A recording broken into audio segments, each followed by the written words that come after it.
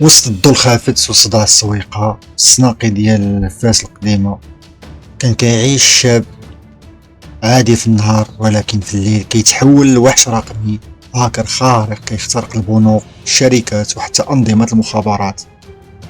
اسمه الحقيقي ماشي معروف، ولكن في الدارك ويب كيسميوه بالفاسيكود الشبح المغربي.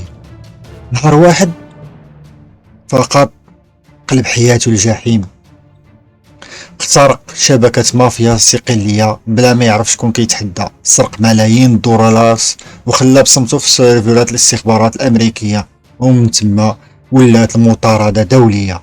المافيا الإيطالية باغية دمو، CIA كيقلبوا عليه، البوليس المغربي كيحاول يسبق الجميع، من كازا لطنجة لبلغراد لبوغوطا.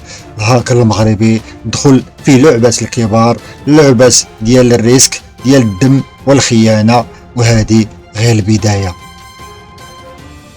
ما تقطعوش، خذ شي كوان مزيان، دير شي قهيوة على ذوقك، الكيتمان ديالك، وتصنتني مزيان. قصة من الواقع المغربي، قصة مشوقة.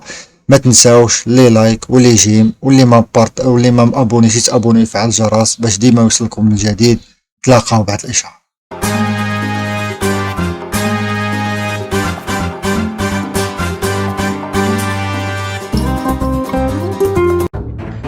وسط المدينة القديمة ديال فاس كان واحد الشاب سميتو ياسين، عقل الكتروني خطير جدا، ماشي بحالو بحال صحابو اللي مشاو يخدموا في المخابز ولا في الاسواق.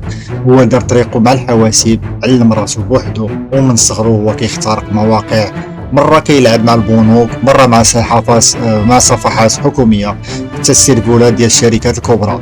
واحد النهار وهو في دارهم جاو جوج طوموبيلات كحلين وقفوا حدا الحومة.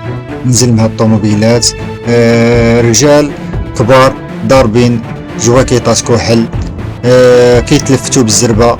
دخل واحد منهم للمقهى اللي كيجتمع فيه ياسين مع صحابه، وسولوا عليه. الناس خوفوا وبداو كيتهامسوا، واش ياسين دار شي جريمه؟ لا لا، راه داك الوليد مسكين كيدوي غير مع البيسي. لكن هاد الرجال مشى ماشي بوليس، هادو رجال مافيا روسية. سمعوا على ياسين من بعد ما قرصن ليهم بلاصة فيها دلتا خطيرة، وكان دايرها غير باش يختبر قدراته. شافوه كاميكاز، ما خافش، وبداو كيصيفطوا ليه رسائل مشفرة في الايميل ديالو. ياسين ما جاوبهمش ومسح كل شيء، ولكن في العالم ديال الهاكرز الصمت كيجيب الحرب. في واحد النهار من نهارات الله، كان الخميس في الليل، جاو مجهولين داروا ليه براكاج وهو خارج من السيبير، خطفوه وحطوه في طوموبيل، فاق ولقى راسو في فيلا مهجورة في الغابة. قدامه جالس فيكتور زعيم الشبكة. فيكتور قال ليه: اسمع ولدي، حنا ماشي اعداء، بغيناك تخدم معنا، تدخل السيستم البنوك وتخرج لينا الفلوس وانت تاخذ النسبة ديالك. ياسين ضحك باستهزاء وقال ليه، قالوا انت ما عرفتيش مع من كتعامل، انا ما كنخدمش مع المجرمين. فيكتور تقلب وجهه وقال للحراس ديالو رجعوه للمغرب، ولكن خليو ليه شي علامة كدرس اللي جاي بعده. رجع ياسين مجروح ولكن ماشي مكسور، عوض ما يخاف قرر يحاربهم بالسلاح ديالو، سلاح العقل. دير شبكة سرية ديال هاكرز في المغرب سماها الفاسيكود، ولاو يطيحوا مواقع المافيا وحده بوحده، يسربوا المعلومات، يفضحوهم في الدارك ويب. المافيا ولاو كيقلبوا عليه في كل بلاصة، ولكن ديما كان سابقهم خطوة للقدام. في 2025 خرج تحقيق دولي قال أن جهة مجهولة طيحت 3 الشبكات لغسيل الأموال في روسيا وإسبانيا والمكسيك. وواحد الصورة تسربات فيها شاب لابس جلابة كيشرب اتاي فوق سطح فاس، ومن وراه لابتوب شاعل كان التوقيع في آخر رسالة الإلكترونية ديالهم: من فاس الى العالم الفاسي كود ما كيخافش.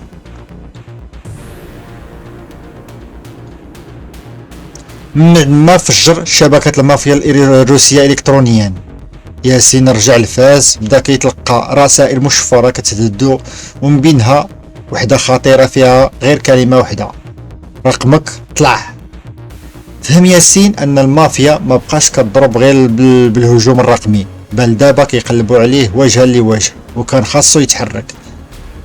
ياسين حصل على فيزا سريعة بمساعدة واحد دبلوماسي مغربي سري كان متعاطف معاه، وركب الطيارة في الليل وطار من فاس حتى لباريس. نزل في شار دوغول وش طريقو الحل بليفر فين ساكن خوه من الام ديالو. لكن في باريس الدنيا ماشي سايبه، الامن كيخدم، وكاين دي جي اس اي الاستخبارات الفرنسيه اللي كانوا حتى هما مراقبين النشاط ديال ياسين في الدارك ويب، وتسناو غير يشدو شي خيط عليه. وما طولاتش نهار اثنين وياسين خارج من مكتبه رقميه في الدائره 11، طاحت عليه دراجه ناريه فيها جوج من التلمين، زادوا بواحد السرعه مهوله، ضربوه بالموس وسرقوا ليه اللابتوب ديالو. لكن هادو ماشي بوليس، هادو مافيا اوكرانيا خدامين غير عند فيكتور الزعيم الروسي اللي كان حلف تيشدو. ياسين بدا كيقطر بالدم، مشى للمستشفى بوحدو وخبى الحقيقه على البوليس، حيت كان كيعرف الا دخلوا البوليس غادي تخرج من يديه اللعبه. ياسين رجع يمشي بذكاء، دار نسخه احتياطيه من الملفات ديالو، وربط الاتصال مع صحفيه فرنسيه كتخدم في لو موند، وكان سبق ليه عطاها معلومات على تبييض الاموال. قال ليها عندي ملف غادي يفجر الرؤوس، ولكن محتاج ليك توصلي لواحد في مدريد. هي جاوباتو واش عارف شحال من جهه باغيه تمسحك من الوجود؟ قال ليها عارف، ولكن كان عايش بالسرعه ماشي بالخوف. في الجوج ديال الليل دار خطه باش يهرب من باريس، مشى للقطار اللي كيمشي من باريس حتى مدريد عبر ليون وبرنيون. دخل بجواز سفر مزور تحت اسم رشيد البودالي، لكن المافيا كانت دايره العيون في كل بلاصه، ومجرد ما وصل لحدود اسبانيا تلاقاو به جوج ديال الرجال في الطواليت ديال القطار، بغاو يصفيوه، ولكن ياسين كان سابقهم، خلى ليهم فايل مفخف في الهاتف. ملي خداوات فجرت ليهم الشاشه ودوخهم. نزل من القطار قبل ما يوقف في واحد النقطه سريه، وتخبى في سياره ديال واحد المهربين كيعرفهم من الدارك ويب. في مدريد دخل ياسين في واحد الكوفي شوب شعبي في لافابيس، دار الاتصال الاخير مع الصحفيه وعطاها اللينك المشفر فيه ملفات ديال البنوك، تحويلات بملايين الدولارات، واسماء ووزراء ورجال اعمال معروفين كيبيضوا الفلوس ديالهم عبر شركات روسيه واسبانيا. في نفس النهار تسرب الملف في موقع فرنسي واسباني كبير وولات ضجه عالميه. اما ياسين بقى غايب، خرج من مدريد عبر مليليا ودخل للمغرب عبر الناظور بحال لا موقع والو. لكن الجميع عارف انه الفاسي كود ما ماتش، غير دخل في صمت الكتروني قبل العاصفه. من بعد التسريب الخطير اللي كان في اسبانيا والفضيحه اللي هزت اوروبا، ولا اسم ياسين كيتداول في دوائر مظلمه. لكن الجديد واحد الرساله وصلته على دايركت في الدارك ويب: عندنا خونا مختطف في اسطنبول، واش كتقلب على الحقيقه ولا على راحتك؟ كانت موقعه من طرف واحد الخليه مغربيه سريه خدامه ضد تجار الاسلحه في اوكرانيا. واخا كانت فخ، ياسين اختار يدخل اللعبه. دخول بجواز سفر ديال طالب تونسي، من اول خطوه في مطار صبيحه حس بالعيون عليه. شد طريق الحومه شعبيه سميتها الفاتح، دار يعني خدا واحد الدار صغيره كراها، وبدا الاتصال مع واحد الهاكر مغربي مقيم في الصبيحه سميتو طارق الشقريوي، خبير في اختراق كاميرات المراقبه. قال له ياسين بغيت نعرف شكون كيحتاج الذكاء المغربي، وبغيت ندخل للسيرفولات ديال سوق الاسلحه في كاديوك في كاديكوي. طارق جاوبو راه كتقلب على الموت بعينيه، لكن ساعدوه. داروا عملية سماوها المفتاح الأحمر. اخترقوا شبكة كاميرات ديال المخزن سري في اسطنبول تابع لمافيا تركية روسية. لقاو فيه صور لمغاربة مربوطين، من بينهم سفيان، هاكر مغربي قديم كان خدام في المخابرات وتخلى عليهم، ولكن الوقت كان ضدهم. المكان كان محصن ومخترق من البوليس التركي بنفسه. ياسين دار خطة خرافية، مشى مع طارق وسط بازارات، بدلوا اللباس مع تجار وداروا تمويه بكاميرات الطائرات الصغيرة. في نفس اللحظة تسربات صور ديال قيادي في المافيا التركية كيتعامل مع رجال أعمال في الإمارات وروسيا عبر السيرفر اللي دخلوا ليه. المافيا تقلبت على بعضها. اللي ما كانش في الحسبان هو ان طارق شقريوي خان ياسين وبلغ عليه المخابرات التركية مقابل مبلغ مالي، وقال لهم راه كيخدم مع الموساد. ياسين تشد، ولكن غير لساعد رجال من المخابرات المغربية تدخلوا سريا عبر السفارة وداروا تبادل خطير معلومات استخباراتية مقابل إطلاق سراح ياسين. في الليل طيارة خاصة خدت ياسين من مطار عسكري وهربوه للمغرب عبر الجزائر بدون ما يعرف حتى واحد. رجع لياسين للفاس، ولكن كان ساكت كيقرا وكيسجل وكيتجهز. قال لصحابو في السطح اللي دار الخيانة غادي يخلص، ولكن ماشي بالنار بل بالذكاء.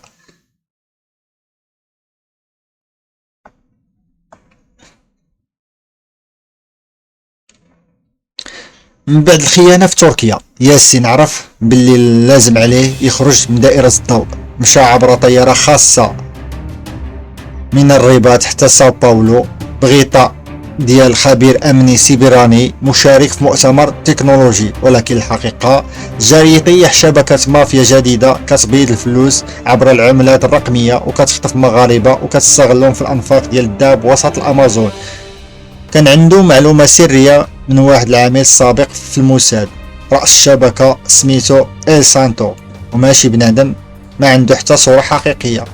ياسين مشى للمدينة العجيبة ريو دي جانيرو، في واحد البار مخفي في لافابيلا تلاقى مع هاكر كولومبي سميتو رامون كويندينو. رامون قال لياسين راه كتقلب على شبح هاد إل سانتو، ماشي غير هاكر، راه كيحرك حتى ساسة في المنطقة، وعنده شبكة ديال جواسيس كتخدم في البرازيل والبيرو والبرتغال. ياسين جاوبو بغيت نضربو في المكان اللي كيجري فيه الدم ديالو، البلوكشين. ياسين ورامون داروا عملية سموها عملية الكوباكابانا.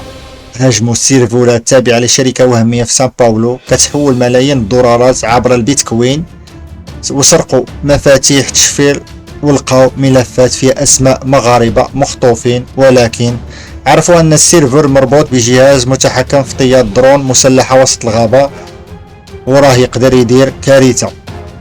شدوا الطريق عبر قارب قديم في نهر الامازون، وهذه الرحلة كانت اكثر من مغامرة، كانت فخ.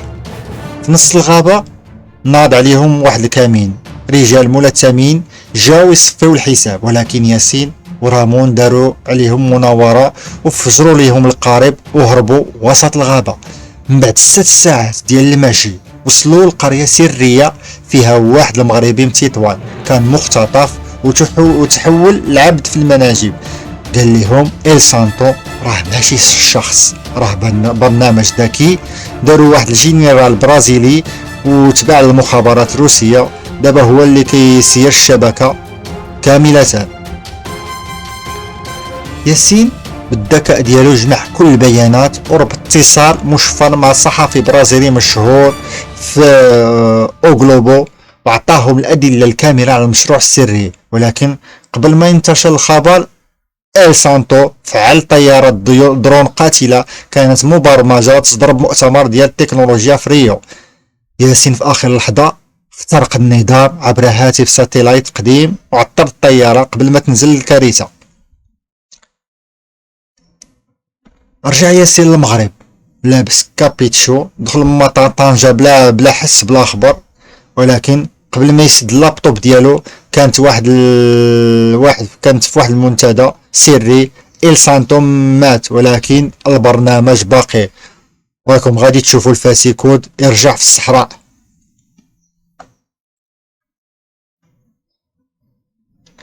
من بعد ما فكك الشبكة الإلكترونية في البرازيل، ياسين رجع للمغرب بهوية مزورة. ماشي لفاس، ولكن الطريق جنوبا عبر الضخرة باسم مستعار، حمزة البحري، مهندس ديال طاقات الرياح. فين؟ في مشروع كبير للطاقة المتجددة تابع للدولة، ولكن ذاك المشروع كان غير غطاء. ولا حيت في الصحراء كاين مخبر سري مغربي كيحاول يطور نظام الاستخبارات الإلكتروني مغربي 100% لمواجهة إل سانتو والبرامج الشبحية اللي كيتنتجوا في روسيا والصين. جا عنده رجل سميتو الحاج زموري، عقيد متقاعد من DGED، وقال له راكم حررتوا اسماء كبار، ولكن خاصنا سلاح جديد وانت غادي تبنيه. ياسين جابو وقال له علاش الداخله الزموري؟ حيت هاد الارض هي اخر خط دفاع ديالنا، وبالليل الريح كتخبي الاسرار. واحد الكرفان معزول قرب البحر دار ياسين فريق من 4 أشخاص: لبنى بنت من وجدة، خبيرة تشفير، الركراكي جندي سابق عارف GPS العسكري، عبدون هاكر فاشل ولكن كيعرف يخترق طيارات الدرون، وياسين بطبيعة الحال المخ المدبر لهذه العملية. خدموا على نظام جديد سموه الرملة السوداء، برنامج كيعرف وكيكتشف اي هاكر خارجي غير مغربي داخل الانظمه المغربيه، ولكن في نفس الوقت كانوا كيقلبوا على واحد الجاسوس واحد في الفريق خدام مع المخابرات الفرنسيه. وصلهم خبر بان قاعده سريه فيرنزاران تم اختراقها، وان رجال مسلحين كيستغلوا الهوائيات باش يتجسسوا على الارسال المغربي. مشاو في مهمه سريه وسط الرمال، ولكن جاهم واحد الكمين، اطلاق نار، طيارات ديال الدرون طايحه من السماء. ياسين كيجري وسط الحجاج وهو كيصيفط كور عبر الاقمار الصناعيه باش يفجر اللوحه الرئيسيه ديال التجسس. وفي اخر لحظه النظام الرمله السوداء دمر السيرفر وفجر الباراشوت الالكتروني، ولكن عبدون مات والخيانه باقيه بلا اسم. رجع ياسين للداخله، وقف في سطح المركز الامني وكتب في مدونه سريه كتوصل غير المخابرات: راه اللعبه عاد بدات، الرمله السوداء هي الدرع، ولكن خاص الهجوم، والمعركه الجايه غادي تكون في الرباط. الظل المغربي رجع والوقت كيتسرب.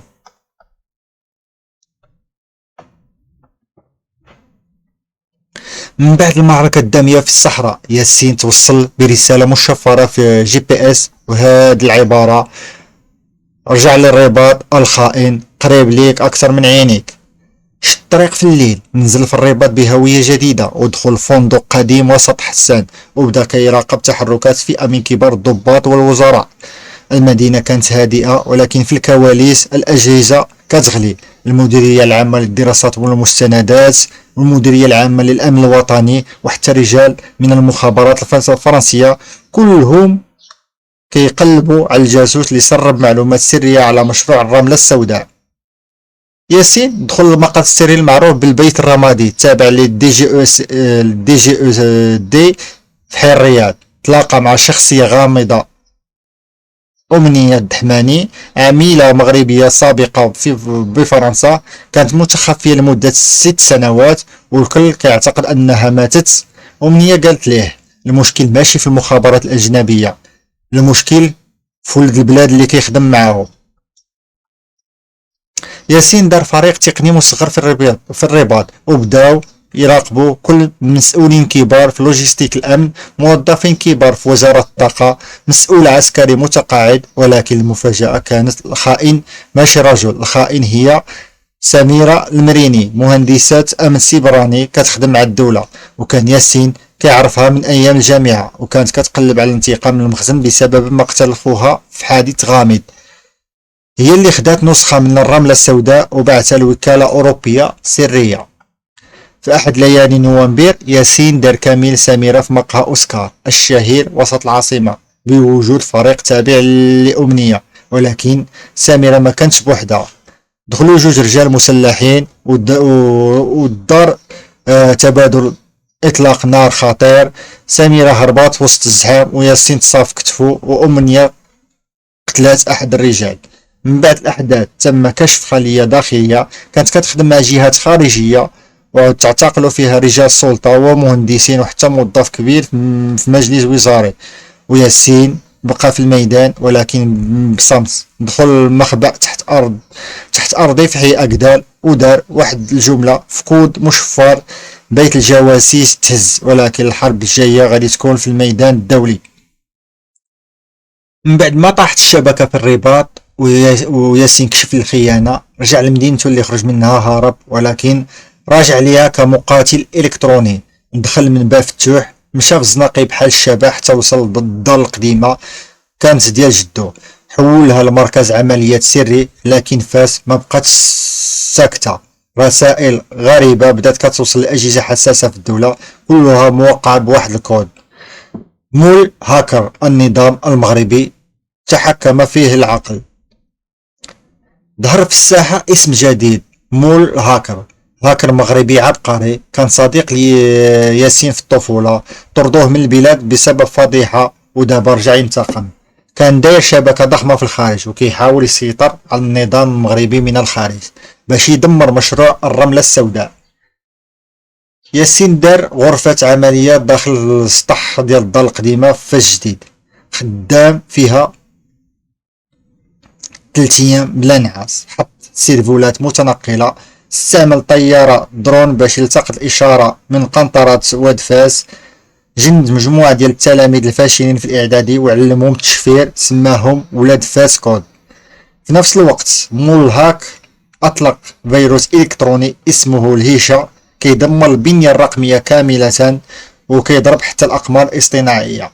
ياسين عرف أن الفيروس غادي يوصل للمنظومة الوطنية فقرر يضحي بكل شيء.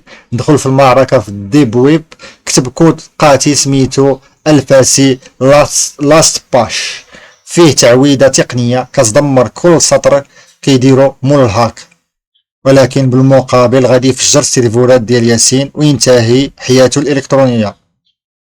دا الصراع في ظلام الأنفاق الرقمية، أصوات نبضات كودات تتصادم وفي النهاية سكتات.